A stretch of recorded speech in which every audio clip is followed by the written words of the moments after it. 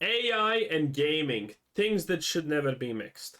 The topic of AI is still one that we're wrestling with. It is new technology that is very powerful, and with great power comes great responsibility. Uh, Typical Yong Yea cringe. when it comes to how it'll affect the world in the coming years, we'll see, but there definitely have to be, regulations and laws that limit what people are capable of doing with that tech. Now, as far as its capabilities in the video game industry, there's talks as to how it should be applied. There are fears that companies will take advantage of AI to essentially replace the human element and creatives because Oh no! Oh no! Companies are gonna fire talentless hacks and losers who don't do anything productive and then complain about crunch because they spent 70% of their work time doing nothing in the first half of the project. Oh no! This is horrible! Oh no! Ineptitude is no longer being rewarded. Oh no! it's cheaper and because it's faster, when it can ultimately lead to more soulless products. But it all depends on how that tech is used. I think the tech can be used. Okay, what if it leads to all of that, but the AI creates a fun game? What then? What then?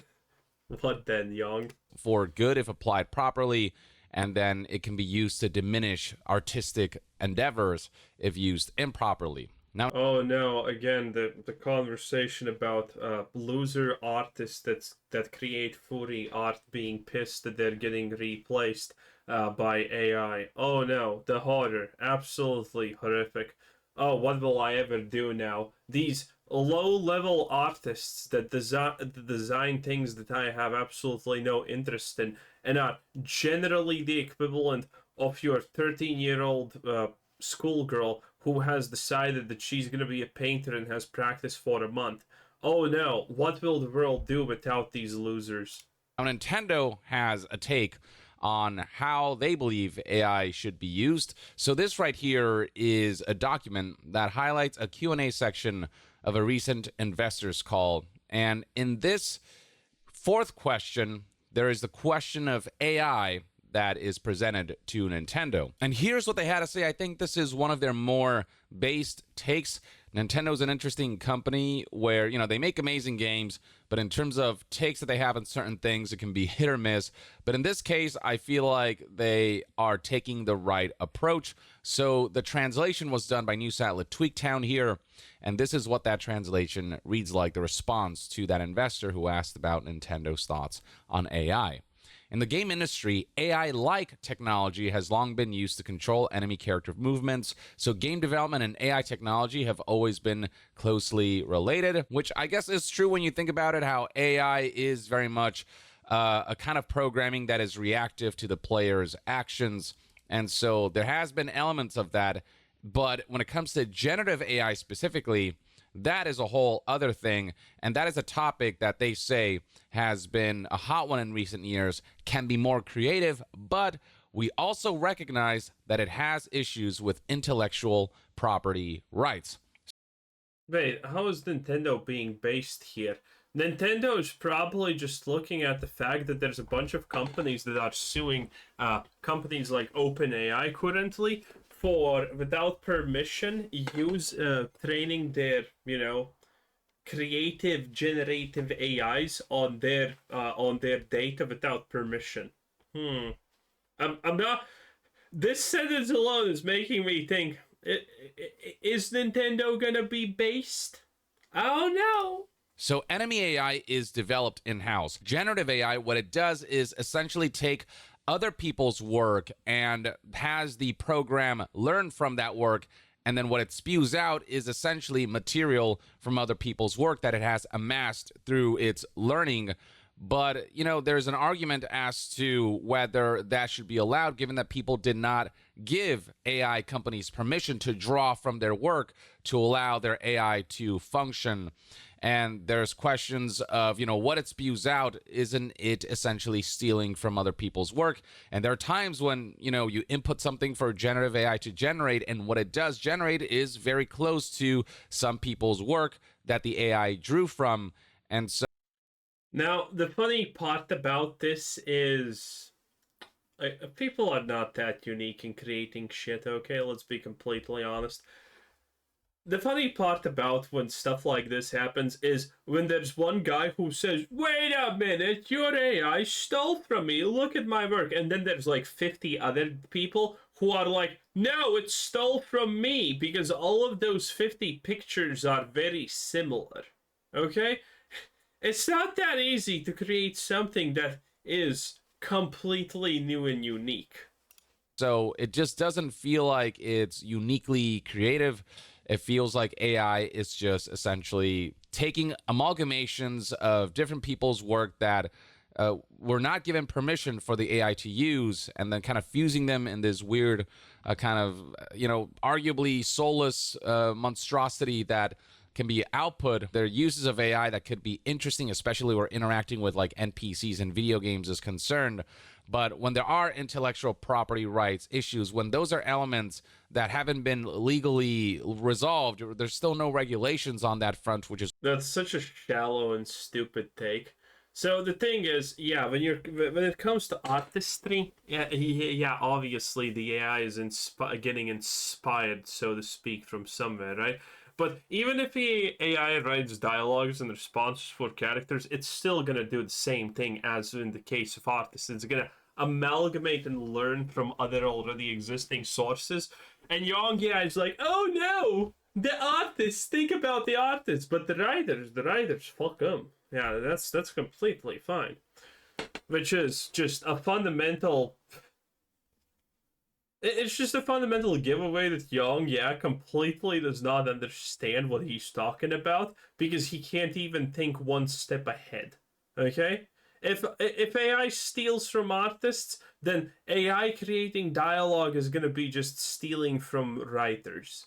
is why companies are kind of just experimenting with this stuff and not considering the moral implications, because if it's legal and it can make them money, they'll do it. But because there's so few boundaries right now in terms of what they can and cannot legally get away with, there's a lot of just discontent. And so Nintendo is being considerate of that and saying that these issues do exist and they don't want to get involved in that aspect. They don't want to essentially feel like they're taking other people's work without their permission. No, Nintendo's not even remotely saying that, you clown. Nintendo is literally saying, yeah, we don't exactly know who's gonna get sued if we use AI generative art or whatever, so we're just not gonna use it currently until we know which way the wind is blowing, what's safe and what's not safe. That's what they're saying. Permission and using that in ways that may be unsavory. And then on top of that, they say that we have decades of know-how in creating optimal gaming experiences for our customers. One of the reasons why Nintendo continues to output consistently high quality titles is because they're not consistently laying off their employees and essentially getting rid of years and years of experience that has to build up over time in order for a company to kind of take all of their know-how and carry it into the This is also kind of a point with a lot of fallacy inbuilt into it.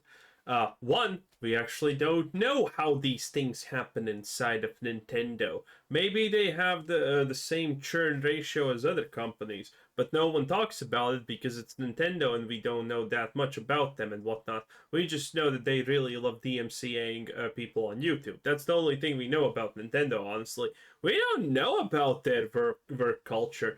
And again, this is an investor call, Yang. Like, can you not put 2 plus 2 together? The answer to this investor call is as lukewarm as any any answer to investor question is. First, you say, yes, your question is not stupid, there is potential in this. Second of all, you say that we are not currently using this because there are risks to it, and that's why you don't want to use it. Third, you give them credence, you give them justification and wholeness by saying, but don't worry about it. Even if we're not using AI, we have literally 3,000 billion years of combined coding experience and whatnot. This is what this is, Yong. Get a real job. Consistently high quality titles is because they're not consistently laying off their employees and essentially getting rid of years and years of experience that has to build up over time in order for a company to kind of take all of their know-how and carry it into the future, so they don't reset their wealth of knowledge and experience and people who have been at the company enough to kind of really make game development efficient and are able to essentially take the rising floor of a company's quality base and keep that floor rising further into the future. They continue, and while we remain flexible in responding to technological developments, meaning that if there's maybe a more appropriate use of AI, they're not closing themselves off. He is so making it. Dude, he's just reading this and none of the. He's just completely making up for what he feels that he wants this to say. Bro, this is an investor call, okay? To the tech completely, but when it comes to the current use, they seem apprehensive. They say, while we're flexible to that, we hope to continue to deliver value that is unique to us and cannot be achieved through technology alone. My stance on AI is, if it helps creatives kind of make certain processes more efficient, but ultimately doesn't take away from their creativity and isn't replacing their creativity and the humanity and soul that they bring to the art, then that's one thing. If it's just helping processes, it's one thing. But when it's starting to replace, writers and sketchers and painters and artists and actors and what about coders? What about coders? People who do the work and who also the use of that motion capture technology in gaming for fucking retarded cutscenes that no one likes, no one wants, and it costs literally 10 millions to make for a 5-second cutscene, so the lips move a little bit better, is stupid, and companies should stop doing that. Who bring their own uniqueness to it, that's when it becomes an issue. That's when creative and this is also again a stupid point, because when you look at it from when you take a step back and you look at this whole problem, AI is always going to be, if AI is used for any type of job, it is already substituting human creativity, human labor, and maybe taking away money or a job from someone. There is literally no way of using AI that does not damage the things that Yong Yea says it could help. So his point, by the way, that's a point I think I found on Twitter when this whole debacle was really going high. It was a very popular point, I think, on Twitter, and a lot of other YouTubers were, oh well, if AI doesn't take away from blah blah blah, then it's good. But it always does. You can't use AI and have it not do these things. It's impossible. Endeavor starts to lose pieces of its soul. And I know that sounds like hippie talk, but it is. Really what makes art is the fact that it comes from our own unique experiences, and we're able to bring our unique identity into it as a result of our life experiences and memories and elements of ourselves that are literally completely unique compared to all those out there. We all have something to say. We all have a unique perspective on life and things. And that's no. By saying this, he is saying, for example, that a photorealistic sketch of a waterfall is not art. I would call that art. What allows us to imbue our art with our own specific style and identity. And AI just like replicates stuff that it sees, but humans literally become unique individuals that bring unique elements to art. And that's what we don't want to lose. That's what we don't want AI to replace. And if we start losing the artistic aspect of it in favor of technological conveniences, then that's where I think we're delving into murky waters that could diminish the art itself. But I like Nintendo's Yeah. response because they're putting out there and being considerate of intellectual property. No, they're not. How do you read this and how do you read something that a company as soulless as fucking Nintendo, of all things unholy in this world, puts out, and you're like, ah, Nintendo, they literally care about the soul of the world. They are the protectors of nature.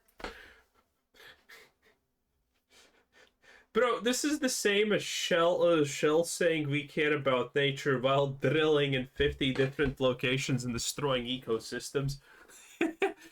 It's this. Yong Yea is the literal quintessential opposite of just stop oil, but only in a more cruder and stupider way, some magically how. Rights issues that are still not resolved. So the fact that they're apprehensive about this tech because of that, I think, is them being morally considerate of that element. And then beyond that, the fact that they are insisting that what makes Nintendo is the people that we have maintained. They're not insisting that. How are you so bad in reading between the lines? This is a Q&A with investors. If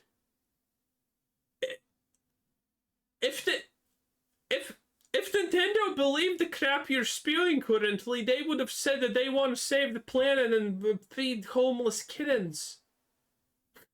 Throughout the course of years, the wealth of creative knowledge and experience that we have been passing on from generation of developers to generation of developers, and how they've improved as humans.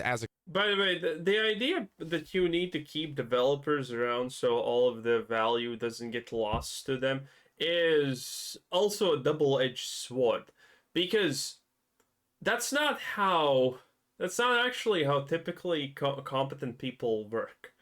You can take a competent person from place X, put it in another place Y, and that place Y can be different. As long as that person is competent, he is going to learn what place Y needs to do, and he's going to take his experiences and further supplement place Y with his previous experiences from place X. This is how shit works. By the way, this is completely real. And this happens in companies at the higher levels of aptitude of, bosses and, things like that. In a lot of cases, companies are going to hire people who were previously ex-bosses in a different place because they want them to take that experience that they have there and apply it to the new place. So standing still and literally rotting in place is not actually something that most companies want to do. Now, can that be useful? Yes, but that is typically only useful for the lowest of low people, kind of the developers. You don't want a new cleaning lady every week because the previous cleaning lady already knows how to clean everything. You don't need to explain anything to her, and she can do the job fine and faster. That's where you want people to stick forever, at the lower levels. At the higher levels, you actually want new opinions. I have seen this countless times, in fact, that people are literally hired from other companies with adjacent but different type of fields, even just so they can use their experience to further another company. It's commonplace. Anyway, I think we're done with Yong Yea. He's being extremely Yong Yea today, so it is what it is. Guys, Yong. I'll Yong see Yea. you, Yong. Perfect. Beautiful. Bye.